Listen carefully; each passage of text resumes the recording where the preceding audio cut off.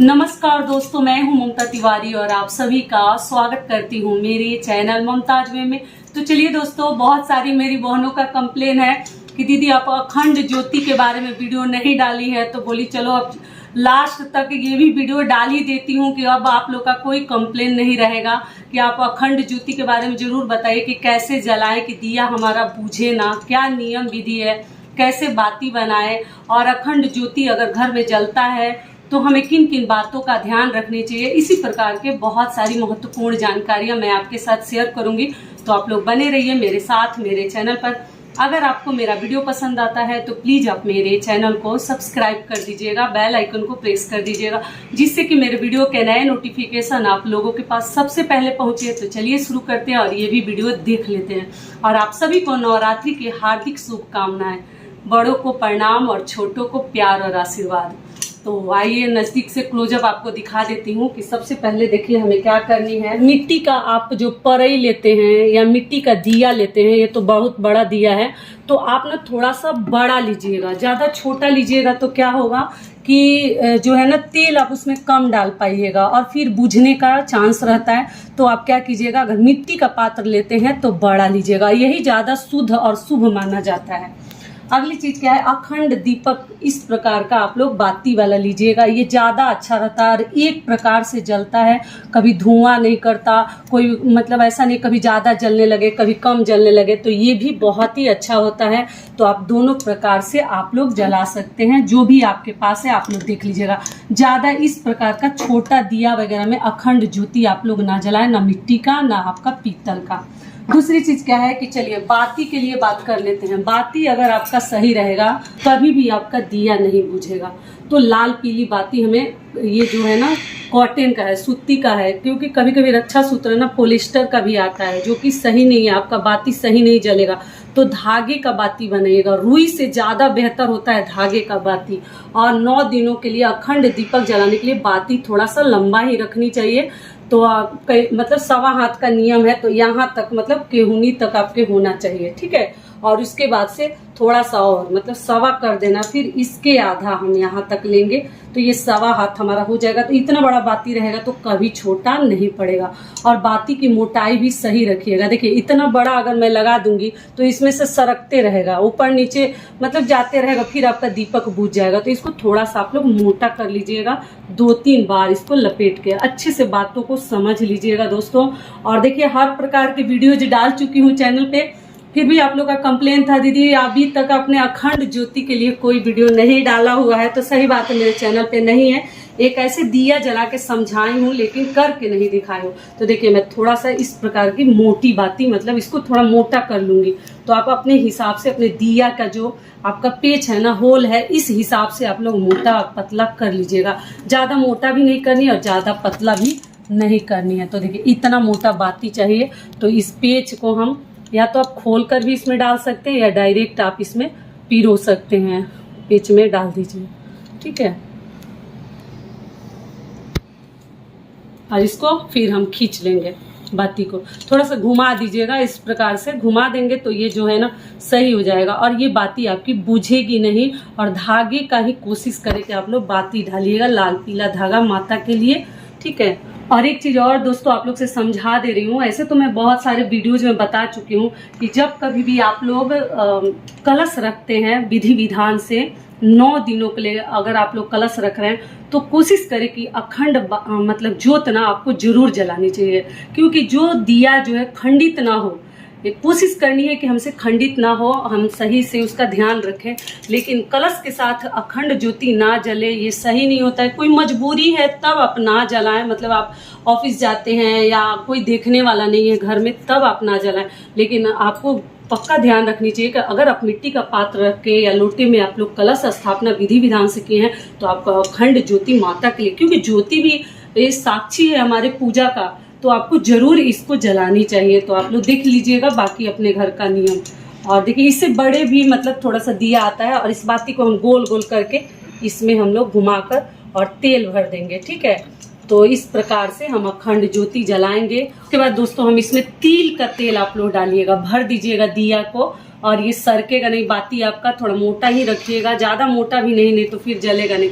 और तिल के तेल से आप लोग इसको भर दीजिएगा, या आप लोग चाहे तो घी से भी आप लोग दिया जला सकते हैं। तो देखिए मैं इसमें भर के आपको दिखा रही हूँ, आप लोग और भर लीजिएगा, मैं थोड़ा सा ही तेल डाल के आपको दिखा रही हूँ और नियम बस बता रही हूँ।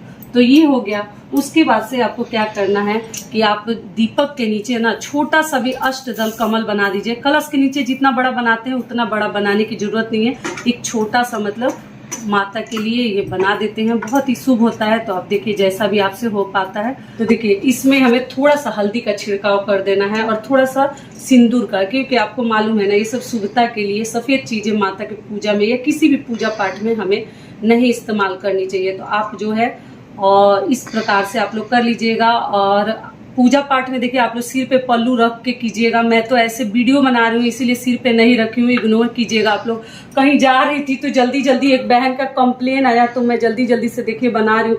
पूजा की सामग्री भी लानी है, कई ऐसी चीजें अभी रह गई है। आप लोग को एक चीज क्या ध्यान रखनी है दोस्तों कि देखिए अगर आपके पास इस प्रकार की गहरी कोई कटोरी है या कोई प्लेट है तो उसी में दिया को रखिए, क्योंकि इसको अच्छे से पहले बैठा दीजिए, बैलेंस बना दीजिए, क्योंकि 9 दिनों के लिए रखना है। तो चौकी पर अगर जगह नहीं है तो आप जमीन पे भी आप दिया जला सकते हैं। वहां झाड़ू पोछा नहीं करने, कपड़े से आप लोग पोछ सकते हैं, साफ सुथरे कपड़े से, लेकिन झाड़ू नहीं लगानी है। तो एक पात्र में ही दिया को आप लोग रख के जलाइएगा।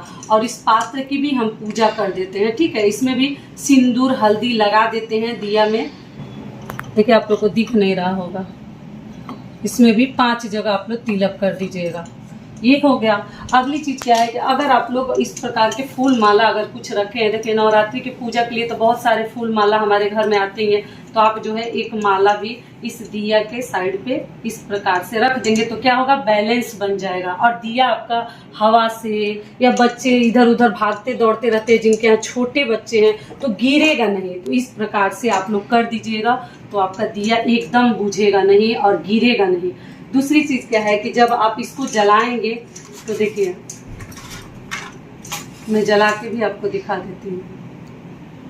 तेल आप लोग पूरा भर लीजिएगा। देखिए बस मैं नियम के लिए बता रही हूँ, तेल ज्यादा नहीं डाली हूँ।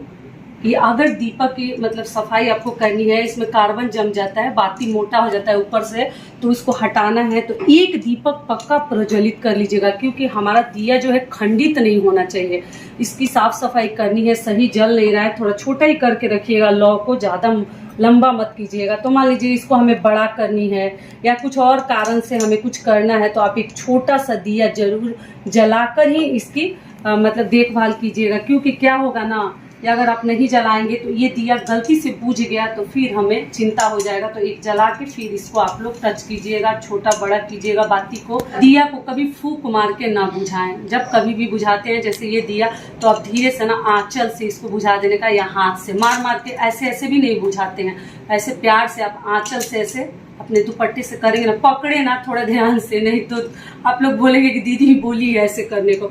ऐसे 1-2 बार कपड़े से करेंगे तो ये बुझ जाएगा। और एक चीज और आपके साथ शेयर करना चाहती हूँ, देखिए ध्यान से बातों को पहले आप लोग समझिएगा। जल्दीबाजी में कोई भी कार्य ना करें, नहीं तो जल्दीबाजी का कार्य हमेशा सही नहीं होता।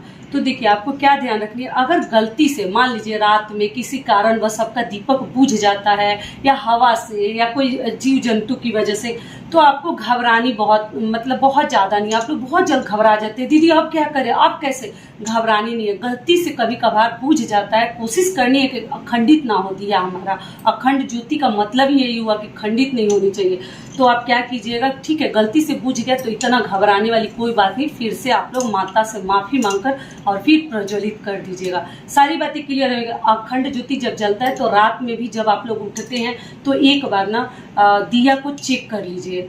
और मान लीजिए जब कभी भी आपको समय मिलता है जाकर रूम में झांकते रहिए, देखते रहिए, केयर करते रहिए। और आप लोग पूछें दीदी अखंड ज्योति जलता है तो क्या हम घर से बाहर नहीं जा सकते? जी देखिए, थोड़ा बहुत दूरी पर अगर जाना है, जैसे बच्चा स्कूल से आया या कोई कहीं जा रहा है, नीचे आप छोड़ने गए या कुछ, उतना देर के लिए बंद कर सकते हैं, लेकिन सुबह से लेकर रात तक ताला लगा के ना छोड़े। एक तो रिस्की भी है और दूसरे में माता को आप अपने घर में बुलाए हैं तो कभी आपको जैसे घर बंद करके नहीं जानी चाहिए। सारी बातें क्लियर हो गई, अखंड ज्योति के नियम भी बता दी। और उसके बाद से आप लोग जल्द से इसको आचमनी कर दीजिएगा और प्रणाम कर दीजिएगा।